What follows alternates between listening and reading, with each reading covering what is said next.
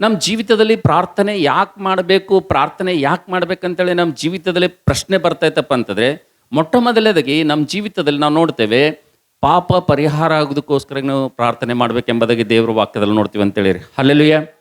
ಅಂದ್ರೂ ಕೂಡ ವಿಶ್ವಾಸಿಗಳೊಂದು ಪ್ರಶ್ನೆ ಬರ್ತದೆ, ಅಣ್ಣ ನಾವು ಯೇಸು ಕ್ರಿಸ್ತನ ರಕ್ತದಲ್ಲಿ ನಾವು ತೊಳೆದುಕೊಂಡಿದ್ದೀವಿ, ಯೇಸು ಕ್ರಿಸ್ತನನ್ನು ನಾವು ನಂಬಿದ್ದೀವಿ, ನಮಗೆ ದೇವರು ನೀತಿವಂತರನ್ನಾಗಿ ಮಾಡಿದ್ದಾನ, ನಮಗೆ ಯಾಕೆ ಪಾಪ ಎಂಬುದಾಗಿ ಒಂದ್ಸಲ ಪ್ರಶ್ನೆ ಬರ್ತದೆ. ಆದರೆ ದೇವರ ವಾಕ್ಯದಲ್ಲಿ ನೋಡ್ತೀವಿ, ಇಬ್ರಿಯ ಪತ್ರಿಕೆ 12ನೇ ಅಧ್ಯಾಯದಲ್ಲಿ ಸುಲಭವಾಗಿ ಅಂಟಿಕೊಳ್ಳುವಂಥ ಪಾಪ ಈ ಲೋಕದಲ್ಲಿ ನಮ್ಗೆ ಅವಾಗ ಏನಾಗ್ತಾವಂತ್ರಿ, ನಮ್ಮ ಮೇಲೆ ಯಾವ ರೀತಿಗೆ ರೋಡ್ ಮೇಲೆ ಹೋಗೋಕೆ ನಮ್ಮ ಬಟ್ಟೆ ಮೇಲೆ ಧೂಳು ಬೀಳ್ತದಲ್ರಿ, ಡಸ್ಟ್ ಬೀಳ್ತದಲ್ಲ, ಹಂಗೆ ಏನಾಗ್ತದೆ ಆವಾಗವಾಗ ಈ ಪಾಪಮಯ ಲೋಕದಲ್ಲಿ ಜೀವಿಸಂತ ನಮಗೆ ಸುಲಭವಾಗಿ ಅಂಟುಕೊಳ್ಳುವಂಥ ಪಾಪ ನಮ್ಮ ಮೇಲೆ ಅವು ಬೀಳ್ತವಂತ, ಅದು ನಮ್ಗೆ ಗೊತ್ತಾಗೋದಿಲ್ಲ ಅಂತ. ಅದಕ್ಕೋಸ್ಕರ ನಾವು ನೋಡ್ತೇವೆ ದೇವರ ವಾಕ್ಯದಲ್ಲಿ ಪ್ರತಿದಿನ ನಾವು ಯಾಕೆ ಪ್ರಾರ್ಥನೆ ಮಾಡಬೇಕಪ್ಪ ಅಂದರೆ, ಈ ಚರ್ಚ್ ಪ್ರೇಯರ್ಗೆ ಬಂದಿರುವಂಥ ನಮಗೆ ದೇವರು ಪ್ರಾರ್ಥನೆ ಬಗ್ಗೆ ಹೇಳ್ತಾ ಇದ್ದಾನಪ್ಪ ಅಂತಂದರೆ, ಯಾಕೆ ನಾವು ಮೊದಲೇದಾಗಿ ಪ್ರಾರ್ಥನೆ ಮಾಡ್ಬೇಕಂದ್ರೆ ಪಾಪ ಪರಿಹಾರ ಆಗೋದಕ್ಕೋಸ್ಕರ ನಾವೆಲ್ಲರೂ ಪ್ರತಿದಿನ ಪ್ರಾರ್ಥನೆ ಅಂತಕ್ಕಂಥದ್ದು ಮಾಡ್ಬೇಕಂತೇಳಿ. ಹಲ್ಲೆಲೂಯಾ. ಇದರಲ್ಲಿ ಬೆಸ್ಟ್ ಉದಾಹರಣೆ ಒಂದು ಕುಟುಂಬದ ನಿಮ್ಗೆ ಕೊಡ್ತೀನಿ ನಾನು. ಯೋಬನ ಕುಟುಂಬದ ನಿಮ್ಗೆ ಉದಾಹರಣೆ ಕೊಡ್ತೀನಿ ನಾನು. ಯೋಬ ತನ್ನ ಮಕ್ಕಳು ಪ್ರತಿದಿನ ಅವರ ಅಕ್ಕ ತಂಗಿಯರ ಮನೆಯಲ್ಲಿ ಔತಣ ಸರದಿಯನ್ನು ತೀರಿಸಿಕೊಂಡು ಮನೆಗೆ ಬಂದಂಥ ಸಂದರ್ಭದಲ್ಲಿ ಪ್ರತಿದಿನ ಅವರ ಸಂಖ್ಯೆಗೆ ಅನುಸಾರವಾಗಿ ಆತನು ಹೋಮಗಳನ್ನು ಅರ್ಪಿಸಿ, ಆತನ ಬಲಿಗಳನ್ನು ಅರ್ಪಿಸಿ ನಾವು ನೋಡ್ತಿದ್ದೇವೆ. ಪಾಪ ಪರಿಹಾರಕ್ಕಾಗಿ ಏನು ಮಾಡ್ತಿದ್ದಾನೆ ಅಂದರೆ ಆತನು ಹೋಮಗಳನ್ನು ಮಾಡ್ತಾ ಇದ್ದೇನೆ ಎಂಬುದಾಗಿ ದೇವ್ರ ವಾಕ್ಯದಲ್ಲಿ ನೋಡ್ತೀವಿ ಅಂತೇಳಿರಿ. ಹಲ್ಲೆಲೂಯಾ. ಅದಕ್ಕೋಸ್ಕರ ನನ್ನ ಪ್ರೀತಿ ದೇವ್ರ ಮಕ್ಕಳೇ, ನೀತಿವಂತನಾಗಿರುವಂಥ ಯೋಬನೇ ಎಲ್ಲಿ ನನ್ನ ಮಕ್ಕಳು ಹೃದಯದಲ್ಲಿ ದೇವರಿಗೆ ಎಲ್ಲಾದರೂ ಪಾಪ ಮಾಡಿದ್ದಾರೆ ಎಂಬುದಾಗಿ ಒಂದು ಭಯ ಇಟ್ಕೊಂಡು ಆತನು ಪ್ರತಿದಿನ ಅವರಿಗಾಗಿ ಪ್ರಾರ್ಥನೆ ಮಾಡ್ತಾನಪ್ಪ ಅಂದರೆ ನಾವು ಪ್ರಾರ್ಥನೆ ಮಾಡಬಾರ್ದ? ನೀತಿವಂತನಾದಂಥ ಯೋಬನೇ ಪ್ರತಿದಿನ ಆತನು ಕುಟುಂಬಕ್ಕಾಗಿ ಪ್ರಾರ್ಥನೆ ಮಾಡ್ತಾ ಇದ್ದನು. ಆದರೆ ಕ್ರೈಸ್ತರಾಗಿರುವಂಥ ನಾವು, ದೇವ್ರ ಮಕ್ಕಳಾಗಿರುವಂಥ ನಾವೆಲ್ಲರೂ ಕೂಡ ನಾವು ಕೂಡ ಪ್ರಾರ್ಥನೆ ಯಾಕೆ ಮಾಡಬೇಕೆಂಬುದಾಗ ಒಂದು ಪ್ರಶ್ನೆ ಇತ್ತಪ್ಪ ಅಂತಂದರೆ, ನನ್ನ ಪ್ರೀತಿ ದೇವ್ರ ಮಕ್ಕಳೇ, ನಾವು ನಮಗಾಗಿ, ನಮ್ಮ ಅವಶ್ಯಕತೆಗಳಿಗಾಗಿ, ನಮ್ಮ ಮಕ್ಕಳ ಭವಿಷ್ಯಕ್ಕೋಸ್ಕರವಾಗಿ, ಅವರ ಉಜ್ವಲ ಒಂದು ಭವಿಷ್ಯಕ್ಕೋಸ್ಕರವಾಗಿ, ಎಲ್ಲ ವಿಷಯಗಳಿಗೋಸ್ಕರವಾಗಿ ಮತ್ತು ಪಾಪ ಪರಿಹಾರಕ್ಕೋಸ್ಕರವಾಗಿ ನಾವೆಲ್ಲರೂ ಪ್ರತಿದಿನ ಪ್ರಾರ್ಥನೆ ಮಾಡಬೇಕೆಂಬುದಾಗಿ ದೇವ್ರ ವಾಕ್ಯದಲ್ಲಿ ನೋಡ್ತೀವಿ ಅಂತೇಳಿ. ಹಲ್ಲೆಲೂಯಾ. ಮೊದಲನೇದಾಗಿ. ಎರಡನೇದಾಗಿ ನಾವು ಪ್ರಾರ್ಥನೆ ಯಾಕೆ ಮಾಡಬೇಕೆಂಬುದಾಗಿ ದೇವ್ರ ವಾಕ್ಯದಲ್ಲಿ ನೋಡುವಂಥ ಸಂದರ್ಭದಲ್ಲಿ ಆಶೀರ್ವಾದಗಳನ್ನು ದೇವರಿಂದ ಹೊಂದಿಕೊಳ್ಬೇಕಪ್ಪ ಅಂತಂದರೆ ನಾವು ಪ್ರಾರ್ಥನೆ ಮಾಡ್ಬೇಕಂತೇಳಿ. ಹಲ್ಲೆಲೂಯಾ. ಆಶೀರ್ವಾದಗಳನ್ನು ದೇವರಿಂದ ನಾವು ಹೊಂದಿಕೊಳ್ಬೇಕಪ್ಪ ಅಂತಂದರೆ, ಆಶೀರ್ವಾದ ದೇವರಿಂದ ಪಡ್ಕೊಳ್ಬೇಕಪ್ಪ ಅಂದರೆ ನಾವು ಏನು ಮಾಡ್ಬೇಕಂತ್ರಿ? ದೇವರಿಗೆ ಏನು ಮಾಡ್ಬೇಕಂತ? ಪ್ರಾರ್ಥನೆ ಮಾಡ್ಬೇಕಂತ. ಅದೇ ನಾವು ಈಗ ಓದಿರುವಂಥ ಮತ್ತಾಯ 7:7 ದೇವರು ಅದನ್ನೇ ಹೇಳ್ತಾನೆ. ನೋಡ್ರಿ, ಈ ಲೋಕದಲ್ಲಿ ಕೆಟ್ಟವರಾಗಿರುವಂಥ ನೀವೇ ನಿಮ್ಮ ಮಕ್ಕಳಿಗೆ ಒಳ್ಳೊಳ್ಳೆ ಪದಾರ್ಥಗಳನ್ನು ಕೊಡ್ತೀರಿ ನೀವು. ಆದರೆ ನಾನು ಪರಲೋಕದಲ್ಲಿರುವಂಥ ನಿಮ್ಮ ತಂದೆಯಾಗಿದ್ದೀನಿ, ನೀವೇ ಕೆಟ್ಟವರಾದ್ರೂ ಕೂಡ ನಿಮ್ಮ ಮಕ್ಕಳಿಗೆ ಒಳ್ಳೇದು ಕೊಡ್ತೀರಿ, ನಾನಾದರೂ ನನ್ನನ್ನು ಬೇಡಿಕೊಳ್ಳುವವರಿಗೆ ಉತ್ತಮವಾದದನ್ನು, ಶ್ರೇಷ್ಠವಾದದ್ದನ್ನು ಕೊಡ್ತೀನಿ ಎಂಬುದಾಗಿ ದೇವರು ಹೇಳ್ತಾನೆ ಅಂತೇಳಿರಿ. ಹಲ್ಲೆಲೂಯಾ. ಆದರೆ ಇವತ್ತು ನಮ್ಮ ಜೀವಿತದಲ್ಲಿ ನಮಗೂ ಉತ್ತಮವಾದದ್ದು ಸಿಗಬೇಕು, ನಮ್ಮ ಮಕ್ಕಳಿಗೂ ಶ್ರೇಷ್ಠವಾದಂಥ ವರಗಳು ಸಿಗಬೇಕಪ್ಪ ಅಂತಂದರೆ ನಮ್ಮ ಜೀವಿತದಲ್ಲಿ ದೇವರು ಬಚ್ಚಿಟ್ಟಿರುವಂಥ ಎಲ್ಲ ಆಶೀರ್ವಾದಗಳನ್ನು ನಾನೇನೇನು ಸ್ವಾಧೀನ ಮಾಡ್ಕೊಳ್ಬೇಕಪ್ಪ ಅಂತಂದರೆ, ಆ ವಾಗ್ದಾನದ ಫಲಗಳನ್ನು ನಾನೇನೇನು ಹೊಂದ್ಕೊಳ್ಬೇಕಪ್ಪ ಅಂತಂದರೆ, ನನ್ನ ಪ್ರೀತಿ ದೇವ್ರ ಮಕ್ಕಳೇ, ಎರಡನೇದಾಗಿ ಆಶೀರ್ವಾದಗಳನ್ನು ಹೊಂದಿಕೊಳ್ಳೋದಕ್ಕೋಸ್ಕರ ನಾವು ಏನು ಮಾಡ್ಬೇಕ್ರಿ? ಪ್ರಾರ್ಥನೆ ಅಂತಕ್ಕಂಥದ್ದು ಮಾಡಬೇಕೆಂಬುದಾಗಿ ದೇವ್ರ ವಾಕ್ಯದಲ್ಲಿ ನೋಡ್ತೀವಿ ಅಂತೇಳಿರಿ. ಹಲ್ಲೆಲೂಯಾ. ನಂಬರ್ 2. ನಂಬರ್ 3, ನಾವು ಪ್ರಾರ್ಥನೆ ಯಾಕೆ ಮಾಡಬೇಕು? ಮೂರನೇದಾಗಿ ನಾವು ಪ್ರಾರ್ಥನೆ ಎದ್ರ ಸಲುವಾಗಿ ಮಾಡಬೇಕು? ಏನ್ರಿ ಪಾಸ್ಟ್ರಿ ಎಷ್ಟು ಸಲ ಪ್ರಾರ್ಥನೆ ಮಾಡಬೇಕು, ಏನು ಪ್ರಾರ್ಥನೆ ಬಗ್ಗೆ ಹೇಳ್ತೀರಿ ಎಂಬುದಾಗಿ ನಿಮಗೆ ಪ್ರಶ್ನೆ ಬರೋದಾದರೆ, ಖಂಡಿತವಾಗಿ ನನ್ನ ಪ್ರೀತಿ ದೇವ್ರ ಮಕ್ಕಳೇ, ಪ್ರಾರ್ಥನೆ ಎಷ್ಟೊಂದು ಪ್ರಾಮುಖ್ಯವಾಗಿದೆಯಪ್ಪ ಅಂತಂದರೆ, ಮೂರನೇದಾಗಿ ಯಾಕೆ ಪ್ರಾರ್ಥನೆ ಮಾಡಬೇಕು? ಕ್ರೈಸ್ತರಾಗಿರುವಂಥ ನಾವು, ದೇವ್ರ ಮಕ್ಕಳಾಗಿರುವಂಥ ನಾವು ಪ್ರತಿದಿನ ಯಾಕೆ ಪ್ರಾರ್ಥನೆ ಮಾಡಬೇಕೆಂಬುದಾಗಿ ದೇವರ ವಾಕ್ಯದಲ್ಲಿ ಅನ್ನುವಂಥ ಸಂದರ್ಭದಲ್ಲಿ ಮೂರನೇದಾಗಿ ದೇವರ ಚಿತ್ತವನ್ನು ತಿಳಿದುಕೊಳ್ಳೋದಕ್ಕೋಸ್ಕರ ನಾವು ಏನು ಮಾಡ್ಬೇಕಂದ್ರೆ ಪ್ರಾರ್ಥನೆ ಮಾಡ್ಬೇಕಂತೇಳಿ. ಹಲ್ಲೆಲೂಯಾ. ಒಂದು ವೇಳೆ ನಾವು ಪ್ರಾರ್ಥನೆ ಮಾಡಲಿಲ್ಲ ಅಂತೇಳಿರಿ, ಪ್ರಾರ್ಥನೆ ಸ್ಕಿಪ್ ಮಾಡಿದೆವು ಅಂದರೆ, ಪ್ರಾರ್ಥನೆ ಮುಂದೋಡಿದೆವು ಅಂದರೆ, ಪ್ರಾರ್ಥನೆ ನಾವು ಅದನ್ನು ತಳ್ಳಿಬಿಟ್ಟೇವಪ್ಪ ಅಂತಂದರೆ ನಮ್ಮ ಜೀವಿತದಲ್ಲಿ ಪ್ರಾರ್ಥನೆ ಅಂತಕ್ಕಂಥದ್ದು ಮಾಯ ಆಯ್ತಪ್ಪ ಅಂತಂದರೆ ನಿನ್ನ ಜೀವಿತದಲ್ಲಿ ದೇವ್ರ ಚಿತ್ತ ಏನಂತೇಳಿ ನಿಮ್ಗೆ ಗೊತ್ತಾಗಂಗಿಲ್ಲ ಅಂತೇಳಿ. I am right? ಕರೆಕ್ಟ್? ಹಾಂ. ಆದರೆ ಯಾರು ಅನುದಿನ ಪ್ರಾರ್ಥನೆ ಮಾಡ್ತಾರೋ, ಯಾರು ಪ್ರತಿದಿನ ಪ್ರಾರ್ಥನೆ ಮಾಡ್ತಾರೋ, ದೇವರವ್ರಿಗೆ ಏನು ಮಾಡ್ತಾನಂದರೆ ದೇವರು ತನ್ನ ಚಿತ್ತವನ್ನು ಅವ್ರಿಗೆ ಏನು ಮಾಡ್ತಾನೆ ಬಯಲ್ಪಡಿಸ್ತಾನಂತೇಳಿ. ಇದು ಎಷ್ಟು ಶ್ರೇಷ್ಠವಾದಂಥ ಸಂಗತಿ ಆಗಿದೆಯಪ್ಪ ಅಂತಂದರೆ, ಅನೇಕ ಕ್ರೈಸ್ತರಾಗಿರುವಂಥ ನಾವು ಪ್ರಾರ್ಥನೆ ಅಂತಕ್ಕಂಥದ್ದೇ ನಮ್ಮ ಜೀವಿತದಲ್ಲಿ ನಾವು ಮರ್ತು ಹೋಗ್ತೀವಿ. ಅನೇಕ ಸಲ ಪ್ರಾರ್ಥನೆ ಮರ್ತು ಹೋಗೋದ್ರಿಂದ ನಮ್ಮ ಜೀವಿತದಲ್ಲಿ ಅನೇಕ ಸಲ ಏನಾಗ್ತದಪ್ಪ ಅಂತಂದರೆ ದೇವರ ಪ್ರಣಾಳಿಕೆಯನ್ನು, ದೇವರ ಉದ್ದೇಶವನ್ನು, ದೇವರ ಚಿತ್ತವನ್ನು ನಾವು ಅನೇಕ ಸಲ ಕಂಡುಕೊಳ್ಳಾರದೆ ಹೋಗ್ತೀವಿ ಅಂತೇಳಿ. ಹಲ್ಲೆಲೂಯಾ. ಅದಕ್ಕೆ ನಾವು ನೋಡ್ತೀವಿ, ನನ್ನ ಪ್ರೀತಿ ದೇವರ ಮಕ್ಕಳೇ, ಪ್ರಾರ್ಥನೆಗೆ ಬಂದಿರುವಂಥ ನಾವೆಲ್ಲರೂ ಕೂಡ ಪ್ರಾರ್ಥಿಸಲು ಬಂದಿರುವಂಥ ನಾವೆಲ್ಲರೂ ಕೂಡ, ದೇವರ ಪಾದದಲ್ಲಿ ಬಂದಿರುವಂಥ ನಾವೆಲ್ಲರೂ ಕೂಡ.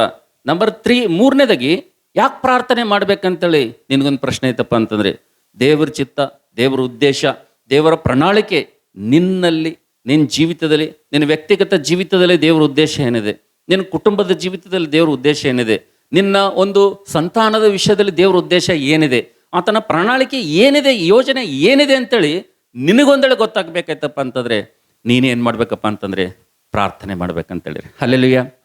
ನೀನು ಪ್ರಾರ್ಥನೆ ಮಾಡುವವಳು, ಪ್ರಾರ್ಥನೆ ಮಾಡುವವನು ಆಗಿದ್ದೆಪ್ಪ ಅಂತಂದರೆ ದೇವರು ತನ್ನ ಉದ್ದೇಶವನ್ನು ನಿನಗೆ ತಿಳಿಸ್ತಾನೆ, ದೇವರು ತನ್ನ ಪ್ರಣಾಳಿಕೆಯನ್ನು ನಿನಗೆ ಬಯಲ್ಪಡಿಸ್ತಾನೆ, ದೇವರು ತನ್ನ ಸೂಚಿತವನ್ನು ನಿನಗೆ ತಿಳಿಸ್ತಾನೆ ಅಂತೇಳಿರಿ. ಅದಕ್ಕೋಸ್ಕರಾಗಿ ನನ್ನ ಪ್ರೀತಿಯ ಮಕ್ಕಳೇ, ಪ್ರಾರ್ಥನೆ ಅಂತಕ್ಕಂಥದ್ದು ಇಷ್ಟೊಂದು ಅಮೂಲ್ಯವಾದಂಥ ಸಂಗತಿ ಆಗಿರೋದ್ರಿಂದ ನಂಬರ್ 3, ಮೂರನೇದಾಗಿ ನಾವು ಯಾಕೆ ಪ್ರಾರ್ಥನೆಯನ್ನು ಮಾಡಬೇಕೆಂಬುದಾಗಿ ದೇವರ ವಾಕ್ಯದಲ್ಲಿ ನೋಡುತ್ತ ಸಂದರ್ಭದಲ್ಲಿ ದೇವರ ಚಿತ್ತವನ್ನು ತಿಳ್ಕೊಳ್ಬೇಕಪ್ಪ ಅಂದರೆ ನಾವು ಪ್ರಾರ್ಥನೆ ಮಾಡ್ಬೇಕಂತೇಳಿ. ಇಲ್ಲಪ್ಪ ಅಂತಂದರೆ ನಮ್ಮ ಜೀವಿತದಲ್ಲಿ ಪ್ರಾರ್ಥನೆ ಹೀನರಾಗಿ ನಾವು ಬದುಕಿದೇವಪ್ಪ ಅಂತಂದರೆ, ಪ್ರಾರ್ಥನೆ ಇಲ್ಲದೆ ನಾಮಕಾರ್ಥ ಕ್ರೈಸ್ತರಾಗಿ ಲೋಕದಲ್ಲಿ ಬದುಕಿದೇವಪ್ಪ ಅಂತಂದರೆ, ನಮ್ಮ ಕುಟುಂಬದಲ್ಲಿ ಪ್ರಾರ್ಥನೆ ಒಂದು ವೇಳೆ ಇರಲಿಲ್ಲಪ್ಪ ಅಂತಂದರೆ, ನನ್ನ ಪ್ರೀತಿದವ್ರ ಮಕ್ಕಳೇ, ದೇವ್ರ ಚಿತ್ತ ಏನಿದೆ ಅಂತೇಳಿ ನಿಮಗೆ ಗೊತ್ತೇ ಆಗೋದಿಲ್ಲ ಅಂತೇಳಿ. ದೇವ್ರ ಚಿತ್ತ ಗೊತ್ತಾಗ್ಲಿಲ್ಲಪ್ಪ ಅಂದರೆ ಮನುಷ್ಯ ಏನು ವಿಶ್ವಾಸಿಯಾಗಿ ಕ್ರೈಸ್ತರಾಗಿ ಏನು ಉಪಯೋಗದ ಹೇಳ್ರಿ?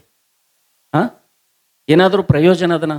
ಆದರೆ ನಾವು ನೋಡ್ತೀವಿ ಇವತ್ತು ನಮ್ಮ ಕ್ರಿಸ್ತಿ ಜೀವಿತ ಅಂತಕ್ಕಂಥದ್ದು ಪ್ರಯೋಜನಕರವಾಗಿರಬೇಕಪ್ಪ ಅಂದರೆ, ಇವತ್ತು ಯೇಸು ಕ್ರಿಸ್ತನ ನಂಬಿದಂಥ ನಮ್ಮ ಜೀವಿತದಲ್ಲಿ ದೇವರು ಒಂದು ಪ್ರಣಾಳಿಕೆಗಳನ್ನ ನಾವು ಗುರುತಿಸಿದೇವಪ್ಪ ಅಂತಂದರೆ, ದೇವರ ಉದ್ದೇಶಗಳನ್ನು ಆತ ನಮಗೆ ಬಯಲ್ಪಡಿಸನಪ್ಪ ಅಂತಂದರೆ ನಮ್ಮ ಜೀವಿತದಲ್ಲಿ ನಾವೆಷ್ಟೋ ಸಮಾಧಾನವಾಗಿ ನಿರ್ಭಯವಾಗಿ ನಾವು ವಾಸ ಮಾಡ್ತೀವಿ ಅಂತೇಳ್ರಿ. ಹಲ್ಲೆಲೂಯಾ. ಒಂದು ವೇಳೆ ದೇವ್ರ ಚಿತ್ತನೇ ನಿನಗೆ ತಿಳಿಲಿಲ್ಲಪ್ಪ ಅಂದರೆ, ದೇವ್ರ ಉದ್ದೇಶನೇ ನಿನಗೆ ಗೊತ್ತಾಗಲಿಲ್ಲಪ್ಪ ಅಂದರೆ, ನಿನ್ನ ಜೀವಿತದಲ್ಲಿ ಹೃದಯದಲ್ಲಿ ಯಾವಾಗಲೂ ಕೂಡ ಕಳವಳ ಇರ್ತದೆ, ಯಾವಾಗಲೂ ಭಯ ಇರ್ತದೆ, ಭವಿಷ್ಯತನ ಕುರಿತು ಏನಾಗ್ತದೆ ಅಂತೇಳಿ ಭಯನೇ ಯಾವಾಗಲೂ ನಿನ್ನ ಜೀವಿತದಲ್ಲಿ ಇರ್ತದೆ. ಅದೇ ಒಂದು ವೇಳೆ ದೇವ್ರ ಚಿತ್ತ ನೀನು ತಿಳ್ಕೊಂಡೆಪ್ಪ ಅಂದರೆ, ದೇವ್ರ ಉದ್ದೇಶ ನೀನು ತಿಳ್ಕೊಂಡೆಪ್ಪ ಅಂತಂದರೆ, ದೇವರ ಯೋಜನೆಗಳ ಬಗ್ಗೆ ನೀನು ತಿಳ್ಕೊಂಡೆಪ್ಪ ಅಂತಂದರೆ, ದೇವರವೆಲ್ಲವೂ ನಿನಗೆ ಪ್ರಾರ್ಥನೆಯಲ್ಲಿ ಕೂತಾಗ ಬಯಲ್ಪಡಿಸನಪ್ಪ ಅಂದರೆ, ಬೆಟ್ಟದಂಥ ಸಮಸ್ಯೆ ನಿನ್ನ ಎದುರಿಗೆ ಇದ್ರೂ ಕೂಡ ನಿನ್ನ ಜೀವಿತದಲ್ಲಿ ನಿನ್ನ ಕಳವಳ ಪಡುವುದಿಲ್ಲ ಅಂತೇಳಿರಿ. ಎಂಥ ಪರಿಸ್ಥಿತಿ ಇದ್ರೂ ಕೂಡ ಧೈರ್ಯಶಾಲಿಯಾಗಿ ಇರುತ್ತೆ ಅಂತೇಳಿರಿ. ಹಲ್ಲೆಲೂಯಾ. ಅದಕ್ಕೋಸ್ಕರಾಗಿ ನನ್ನ ಪ್ರೀತಿದವ್ರ ಮಕ್ಕಳೇ, ಮೂರನೇದಾಗಿ ನಾವು ಯಾಕೆ ಪ್ರಾರ್ಥನೆ ಮಾಡಬೇಕೆಂಬುದಾಗಿ ದೇವರ ವಾಕ್ಯದಲ್ಲಿ ನೋಡುತ್ತ ಸಂದರ್ಭದಲ್ಲಿ ದೇವರ ಚಿತ್ತವನ್ನು ತಿಳಿದುಕೊಳ್ಳೋದಕ್ಕೋಸ್ಕರಾಗಿ ನಾನು ನೀನು ಏನು ಮಾಡಬೇಕಂದ್ರೆ ಪ್ರಾರ್ಥನೆ ಮಾಡಬೇಕೆಂಬುದಾಗಿ ದೇವರ ವಾಕ್ಯದಲ್ಲಿ ನೋಡ್ತೀವಿ ಅಂತೇಳಿರಿ. ಹಲ್ಲೆಲೂಯಾ. ನಾಲ್ಕನೇದಾಗಿ ನೋಡಿ, ನಾವೆಲ್ಲರೂ ಕೂಡ ಸ್ವಲ್ಪ ಹೊತ್ತು ಪ್ರಾರ್ಥನೆ ಮಾಡೋಣ. ನಾಲ್ಕನೇದಾಗಿ ನಾವು ಯಾಕೆ ಪ್ರಾರ್ಥನೆ ಮಾಡಬೇಕು? ಪ್ರಾರ್ಥನೆ ನಮಗೆ ಏನು ಅವಶ್ಯಕತೆ ಇದೆಯಾ? ಪ್ರಾರ್ಥನೆ ನಾವು ಮಾಡಬೇಕಾ? ಪ್ರಾರ್ಥನೆ ನಮಗೆ ಬೇಕಾ? ಯೇಸು ಸ್ವಾಮಿಯನ್ನು ನಂಬಿದ ಮೇಲೆ ಎಲ್ಲವೂ ಆತನ ನೋಡ್ಕೊಳ್ತಾನಲ್ಲ, ನಾನು ನಿನಗೆ ಯಾಕೆ ಪ್ರಾರ್ಥನೆ ಮಾಡಬೇಕೆಂಬುದಾಗಿ ದೇವರ ವಾಕ್ಯದಲ್ಲಿ ನೋಡುವಂಥ ಸಂದರ್ಭದಲ್ಲಿ ನಾಲ್ಕನೇದಾಗಿ ಯಾರಾದರೂ ಓದಿ ನನಗೆ ಸಹಾಯ ಮಾಡಿರಿ. ಎಫೆಸ ಪತ್ರಿಕೆ 6ನೇ ಅಧ್ಯಾಯ 10ನೇ ವಚನ ಸ್ವಲ್ಪ ಗಟ್ಟಿಯಾಗಿ ಯಾರಾದರೂ ಓದ್ತೀರಾ? ಕೊನೆಯದಾಗಿ ನಾಲ್ಕನೇದಾಗಿ ಒಬ್ಬ ಕ್ರೈಸ್ತನು ಯಾಕೆ ಪ್ರಾರ್ಥನೆ ಮಾಡಬೇಕು, ಒಬ್ಬ ಕ್ರೈಸ್ತಳು ಯಾಕೆ ಪ್ರಾರ್ಥನೆ ಮಾಡಬೇಕು, ದೇವರ ಮಕ್ಕಳಾದಂಥವ್ರು ಪ್ರಾರ್ಥನೆ ಅಂತಕ್ಕಂಥದ್ದು ಯಾಕೆ ಮಾಡಬೇಕೆಂಬುದಾಗಿ ನಾಲ್ಕನೇದಾಗಿ ಯಾರಾದರೂ ಒಬ್ರು ಗಟ್ಟಿಯಾಗಿ ಓದ್ತೀರಾ? ಎಫೆಸ ಪತ್ರಿಕೆ 6ನೇ ಅಧ್ಯಾಯ 10ನೇ ವಚನ. ಎಫೆಸ 6:10. ಕಡೆಯ ಮಾತೇನೆಂದರೆ, ನೀವು ಕರ್ತನನ್ನು ಆತನ ಅತ್ಯಧಿಕವಾದ ಶಕ್ತಿಯನ್ನು ಆಶ್ರಯಿಸಿಕೊಂಡವರಾಗಿ. ನಾವು ನೋಡ್ತೇವೆ ನನ್ನ ಪ್ರೀತಿದರ ಮಕ್ಕಳೇ, ನಾಲ್ಕನೇದಾಗಿ ನಾವು ಯಾಕೆ ಪ್ರಾರ್ಥನೆ ಮಾಡ್ಬೇಕಂದ್ರೆ, ನಾಲ್ಕನೇದಾಗಿ ನಮ್ಮ ಜೀವಿತದಲ್ಲಿ ಪ್ರಾರ್ಥನೆ ಯಾಕೆ ನಾವು ತಪ್ಪದೆ ಮಾಡ್ಬೇಕಪ್ಪ ಅಂತಂದ್ರೆ, ಯಾವಾಗ ನಾವು ಪ್ರತಿದಿನವೂ ಪ್ರಾರ್ಥನೆ ಮಾಡ್ತೀವೋ ಆವಾಗ ಏನಾಗ್ತದಂದ್ರೆ ದೇವರ ಅತ್ಯಧಿಕವಾದಂಥ ಶಕ್ತಿ ನಮ್ಮಲ್ಲಿ ಬರ್ತದೆ ಅಂತೇಳಿರಿ. ಹಲ್ಲೆಲೂಯಾ. ಹಲ್ಲೆಲೂಯಾ.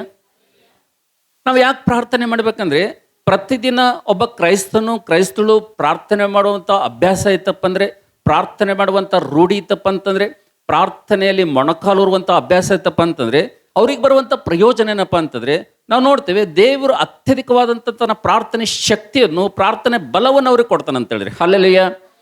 ನಾವು ನೋಡ್ತೇವೆ ಈ ಪ್ರಾರ್ಥನೆ ಬಲ ನಮಗೆ ಯಾಕೆ ಬೇಕಪ್ಪ ಅಂತಂದರೆ, ಕರ್ತನು ಕೊಡುವಂಥ ಅತ್ಯಧಿಕವಾದಂಥ ಬಲ ನಮಗೆ ಯಾಕೆ ಬೇಕಪ್ಪ ಅಂತಂದರೆ, ನಮ್ಮ ಹೋರಾಟ ಮನುಷ್ಯರ ಸಂಗಡ ಅಲ್ಲ ಎಂಬುದಾಗಿ ಕೆಳಗಿನ ವಾಕ್ಯ ನೋಡ್ತೀವಿ ಅಂತೇಳಿರಿ. ಹಲ್ಲೆಲೂಯಾ. ನಮ್ಮ ಹೋರಾಟ ಮನುಷ್ಯರ ಸಂಗಡ ಅಲ್ಲ, ನಾವು ಹೋರಾಡದವರು ಮನುಷ್ಯ ಮಾತ್ರದವರ ಸಂಗಡ ಅಲ್ಲ. ನಮ್ಮ ಯುದ್ಧ ಏನೇ ಇದ್ರೂ ಕೂಡ, ನಮ್ಮ ಹೋರಾಟ ಏನೇ ಇದ್ರೂ ಕೂಡ ಮನುಷ್ಯರ ಜೊತೆ ಅಲ್ಲ. ಯಾರ ಜೊತೆ ಎಂಬುದಾಗಿ ಕೆಳಗಿನ ವಚನ ಹೇಳ್ತದೆ, ಆ ಮನುಷ್ಯರನ್ನು ಪ್ರೇರೇಪಿಸಿ, ಆ ಮನುಷ್ಯರನ್ನು ಮರಳು ಮಾಡಿ, ನಮ್ಮ ಮೇಲೆ ಎತ್ತಿ ಕಟ್ಟಿ ನಮಗೆ ವಿರುದ್ಧವಾಗಿ ತಯಾರು ಮಾಡ್ತಾನಲ್ಲ, ಹಿಂದೆ ನಿಂತು ಕೆಲಸ ಮಾಡ್ತಾನಲ್ಲ, ಅವನ ಜೊತೆ ನಮ್ಮ ಯುದ್ಧ ಇರೋದ್ರಿಂದ ನಾವು ನೋಡ್ತೇವೆ ನನ್ನ ಪ್ರೀತಿ ದೇವ್ರ ಮಕ್ಕಳೇ, ದೇವರ ವಾಕ್ಯ ಹೇಳ್ತದೆ, ಕರ್ತನ ಅತ್ಯಧಿಕವಾದಂಥ ಶಕ್ತಿಯನ್ನು ನಾವು ಆಶ್ರಯಿಸ್ಕೊಳ್ಬೇಕಪ್ಪ ಅಂತಂದರೆ ನಾನು ನೀನು ಪ್ರಾರ್ಥನೆ ಮಾಡಬೇಕು. ಪ್ರಾರ್ಥನೆ ಮಾಡಿದ್ರೆ ಏನು ಬರ್ತದೆ ಎಂಬುದಾಗಿ ದೇವರ ವಾಕ್ಯದಲ್ಲಿ ನೋಡುವಂಥ ಸಂದರ್ಭದಲ್ಲಿ, ಪ್ರಾರ್ಥನೆ ಯಾಕೆ ಮಾಡಬೇಕೆಂಬುದಾಗಿ 4ನೇದಾಗಿ ನೋಡುವಂಥ ಸಂದರ್ಭದಲ್ಲಿ ದೇವರು ಅತ್ಯಧಿಕವಾದಂಥ ತನ್ನ ಬಲ ನಮ್ಗೆ ಕೊಡ್ತಾನಂತ. ಹಲ್ಲೆಲೂಯಾ. ಈ ಬಲ ಏನು ಮಾಡ್ತದಪ್ಪ ಅಂತಂದರೆ, ಮನುಷ್ಯ ಮಾತ್ರದವರ ಸಂಗಡ ನಾವು ಹೋರಾಡುವಂಥವರಲ್ಲ, ನಮ್ಮ ಕಣ್ಣಿಗೆ ಕಾಣುವಂಥವ್ರ ಜೊತೆ ಹೋರಾಟ ಮಾಡುವಂಥವ್ರಲ್ಲ, ಮಧ್ಯಾಕಾಶದಲ್ಲಿರುವಂಥ ದುರಾತ್ಮಗಳ ಸೇನೆ ಮೇಲೆ ನಾವು ಹೋರಾಟ ಮಾಡಿ ಗೆಲ್ಲುವಂಥವ್ರಾಗಿದ್ದೇವೆ ಅಂತೇಳಿ. ಹಲ್ಲೆಲೂಯಾ. ಉತ್ತಮವಾದ ವಚನ ಕೆಳಗಡೆ ಇದೆ ನೋಡುವುದು. ನಾವು ಹೋರಾಡುವುದು ಯಾರ ಜೊತೆ ಅಂತ? ಸೈತಾನನ ತಂತ್ರೋಪಾಯಗಳನ್ನು ನೀವು ಎದುರಿಸಿ ನಿಲ್ಲುವುದಕ್ಕೆ ಶಕ್ತರಾಗುವಂತೆ ದೇವರು ದಯಪಾಲಿಸುವ ಸರ್ವಾಯುಧಗಳನ್ನು, ಹಲ್ಲೆಲೂಯಾ, ನಾವು ನೋಡ್ತೇವೆ. ಸೈತಾನನ ತಂತ್ರಗಳನ್ನು ನೀವು ತಿಳಿದುಕೊಳ್ಬೇಕಪ್ಪ ಅಂತಂದರೆ, ಸೈತಾನನ ಪ್ಲ್ಯಾನ್ಗಳು ನಿಮಗೆ ಗೊತ್ತಾಗಬೇಕಪ್ಪ ಅಂತಂದರೆ, ಸೈತಾನನು ನಿಮಗೆ ವಿರುದ್ಧವಾಗಿ, ನಿಮ್ಮ ಕುಟುಂಬಕ್ಕೆ ವಿರುದ್ಧವಾಗಿ, ನಿಮ್ಮ ಆದಾಯಕ್ಕೆ ವಿರುದ್ಧವಾಗಿ, ನಿಮ್ಮ ಸಂತಾನಕ್ಕೆ ವಿರುದ್ಧವಾಗಿ, ನಿಮ್ಮ ಬೆಳವಣಿಗೆ ವಿರುದ್ಧವಾಗಿ ಏನೇನು ತಂತ್ರಗಳನ್ನು ಮಾಡ್ತಾನೆ, ನೀವು ಅಭಿವೃದ್ಧಿ ಆಗದಂತೆ ಆತನು ಏನೇನು ಪ್ಲ್ಯಾನ್ಗಳು ಮಾಡ್ತಾನಲ್ಲ, ಆತನು ಮಾಡದಂತೆ ಆತನನ್ನು ಜಯಿಸಬೇಕು. ಆತನು ಪ್ಲ್ಯಾನ್ ಮಾಡೋದ್ರೊಳಗಾಗೆ ನೀವು ಆತನ ಮೇಲೆ ದಾಳಿ ಮಾಡಬೇಕಪ್ಪ ಅಂತಂದ್ರೆ ನಿಮಗೇನು ಬೇಕು? ನಿಮ್ಮ ಶಕ್ತಿ ಇದ್ದರೆ ಸಾಕಾಗಂಗಿಲ್ಲ. ಅಲ್ಲೆಲ್ಲೂಯ್ಯ. ನಿಮ್ಮ ಶಕ್ತಿ ಇದ್ದರೆ ಸಾಕಾಗಂಗಿಲ್ಲ. ಯಾರ ಶಕ್ತಿ ಬೇಕು? ಕರ್ತನು ಕೊಡುವಂಥ ಅತ್ಯಧಿಕವಾದಂಥ ಪ್ರಾರ್ಥನೆ ಶಕ್ತಿ ನಿಮ್ಮಲ್ಲಿತ್ತಪ್ಪ ಅಂತಂದರೆ ಆ ಸೈತಾನನ ಏನು ಮಾಡ್ತಾನಂದರೆ ನೀವು ಎದುರಿಸ್ತೀರಿ. ಯಾಕೊಬ್ಬನು ಹೇಳ್ತಾನ, ನೀವು ಯಾವಾಗ ಆತನನ್ನು ಎದುರಿಸ್ತಿರೋ ಪ್ರಾರ್ಥನೆಯಲ್ಲಿ ಆತ ನಿಮ್ಮನ್ನು ಬಿಟ್ಟು ಓಡಿ ಹೋಗ್ತಾನೆ ಎಂಬುದಾಗಿ ದೇವರ ವಾಕ್ಯದಲ್ಲಿ ನೋಡ್ತೀವಿ ಅಂತೇಳಿ. ಹಲ್ಲೆಲೂಯಾ. ಯಾಕೊಬ್ಬನು ಸ್ಪಷ್ಟವಾಗಿ ಬರೀತಾನೆ, ಆತನನ್ನು ಎದುರಿಸಿರಿ, ಸೈತಾನನನ್ನು ಎದುರಿಸಿರಿ, ಆತನ ನಿಮ್ಮನ್ನು ಬಿಟ್ಟು ಓಡಿ ಹೋಗುವನೆಂಬುದಾಗಿ ದೇವರ ವಾಕ್ಯದಲ್ಲಿ ನೋಡ್ತೀವಿ ಅಂತೇಳಿ. ಹಲ್ಲೆಲೂಯಾ. ಅದಕ್ಕೋಸ್ಕರವಾಗಿ ಪ್ರೀತಿ ಸಹೋದರನೇ, ಪ್ರೀತಿ ಸಹೋದರಿ, ತಮ್ಮ ತಂಗಿ, ಈ ಮಾತುಗಳನ್ನು ಹಗುರವಾಗಿ ತೆಗೆದುಕೊಳ್ಬೇಡ, ಲೈಟಾಗಿ ತೆಗೆದುಕೊಳ್ಬೇಡ. ಕಾರಣ ಏನಪ್ಪ ಅಂತಂದರೆ, ಪ್ರಾರ್ಥನೆ ಅಂತೇಳಿ ನಿನಗೆ ಬೇಸರ ಬಂದಿತ್ತಪ್ಪ ಅಂದರೆ, ಪ್ರಾರ್ಥನೆ ಯಾಕೆ ನಾನು ಮಾಡಬೇಕೆಂಬುದಾಗಿ ನಿನಗೆ ಬೇಸರಗೊಂಡಿದೆಪ್ಪ ಅಂತಂದರೆ, ದೇವರು ನಿನಗೆ ಉದ್ದೇಶಪೂರ್ವಕವಾಗಿ ತನ್ನ ಅಮೂಲ್ಯವಾದಂಥ ಮಾತುಗಳು ನಿನಗೆ ತಿಳಿಸ್ತಾ ಇದ್ದೇನೆ. ಪ್ರಾರ್ಥನೆ ಯಾಕೆ ಮಾಡಬೇಕೆಂಬುದಾಗಿ ನಿನ್ನ ಹೃದಯದಲ್ಲಿ, ನಿನ್ನ ಗುಂಡಿಗೆಯಲ್ಲಿ ಒಂದು ಪ್ರಶ್ನೆ ಇತ್ತಪ್ಪ ಅಂತಂದರೆ 4 ವಿಷಯಗಳನ್ನು ದೇವರು ಆತನು ಬಯಲ್ಪಡಿಸಿದ್ದಾನೆ ಅಂತೇಳಿ. ಹಲ್ಲೆಲೂಯಾ. 4 ಕಾರಣಗಳು ಆತನು ಕೊಟ್ಟಿದ್ದಾನೆ ನಾವು ಪ್ರಾರ್ಥನೆ ಯಾಕೆ ಮಾಡಬೇಕೆಂಬುದಾಗಿ. ಅದಕ್ಕೋಸ್ಕರಾಗಿ ನಂಬರ್ 1, ಪಾಪ ಪರಿಹಾರ ಆಗೋದಕ್ಕೋಸ್ಕರಾಗಿ ನಾವು ಏನು ಮಾಡಬೇಕು? ಪ್ರಾರ್ಥನೆ ಮಾಡಬೇಕು. ನಂಬರ್ 2, ಆಶೀರ್ವಾದಗಳನ್ನು ನಾವು ಹೊಂದಿಕೊಳ್ಳುವುದಕ್ಕೋಸ್ಕರ ನಾವು ಏನು ಮಾಡಬೇಕು? ಪ್ರಾರ್ಥನೆ ಮಾಡಬೇಕು. ನಂಬರ್ 3,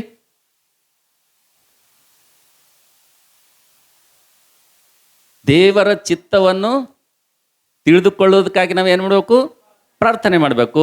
4ನೇದಾಗಿ ಸೈತಾನನ ಜೊತೆ, ಸೈತಾನನ ತಂತ್ರಗಳ ಜೊತೆ ನಾವು ಹೋರಾಡೋದಕ್ಕೋಸ್ಕರಾಗಿ ನಾವು ಏನು ಮಾಡಬೇಕು?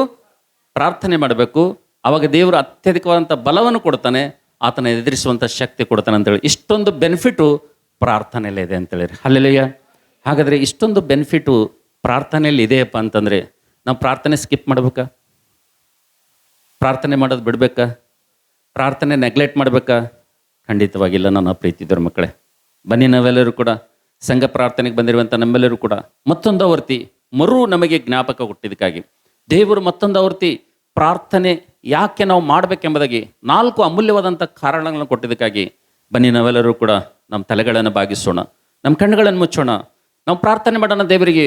ಓ ಪವಿತ್ರವಾದಂಥ ಪರಿಶುದ್ಧನ ತಂದೆಯ ದೇವರೇ, ನಿನ್ನ ಸನ್ನಿಧಿಗೆ ಬಂದಿರುವಂಥ ನನಗೆ, ನನ್ನ ಜೀವಿತದಲ್ಲಿ ಪ್ರಾರ್ಥನೆ ಯಾಕೆ ಮಾಡಬೇಕೆಂಬುದಾಗಿ ಪ್ರಶ್ನೆ ಇಟ್ಕೊಂಡು ಬಂದಂಥ ನನಗೆ ದೇವ, ನೀನು ಸ್ಪಷ್ಟವಾಗಿ ನೀನು ಪ್ರಾರ್ಥನೆಯಿಂದ ಬರುವಂಥ 4 ಪ್ರಯೋಜನಗಳ ಬಗ್ಗೆ, ಪ್ರಾರ್ಥನೆಯಿಂದ ನನಗೆ ಬರುವಂಥ 4 ಲಾಭಗಳ ಬಗ್ಗೆ ದೇವ ಸ್ವಾಮಿ ನನ್ನದೇ ಆದಂಥ ಭಾಷೆಯಲ್ಲಿ ನನಗೆ ತಿಳಿಯುವ ಹಾಗೆ ನನ್ನ ಜೊತೆ ಮಾತಾಡಿದ್ದಕ್ಕಾಗಿ ಓ ದೇವ ನಿಮಗೆ ಸ್ತೋತ್ರಪ್ಪ ದೇವರೇ ಎಂಬುದಾಗಿ ದೇವರಿಗೆ ನಾವು ಒಂದು ಕೃತಜ್ಞತೆಯನ್ನು ಹೇಳಿ, ದೇವರಿಗೆ ಒಂದು ಸ್ತೋತ್ರವನ್ನು ಹೇಳಿ, ಈ 4 ವಿಷಯಗಳಿಗೋಸ್ಕರಾಗಿ ನಾವೆಲ್ಲರೂ ಕೂಡ ಹೊಂದಿಕೊಳ್ಳೋದಕ್ಕೋಸ್ಕರ ನಾವು ಪ್ರಾರ್ಥನೆ ಮಾಡೋಣ. Thank you. God bless you. ದೇವರು ನಿಮ್ಮನ್ನು ಆಶೀರ್ವಾದ ಮಾಡಲಿ. ನಾವು ಸ್ವಲ್ಪ ಹೊತ್ತು ದೇವರ ಸನ್ನಿಧಿಯಲ್ಲಿ ಪ್ರಾರ್ಥನೆ ಮಾಡೋಣ. ಬನ್ನಿ, ನಾವು ಪ್ರಾರ್ಥನೆಗೆ ಹೋಗೋಣ.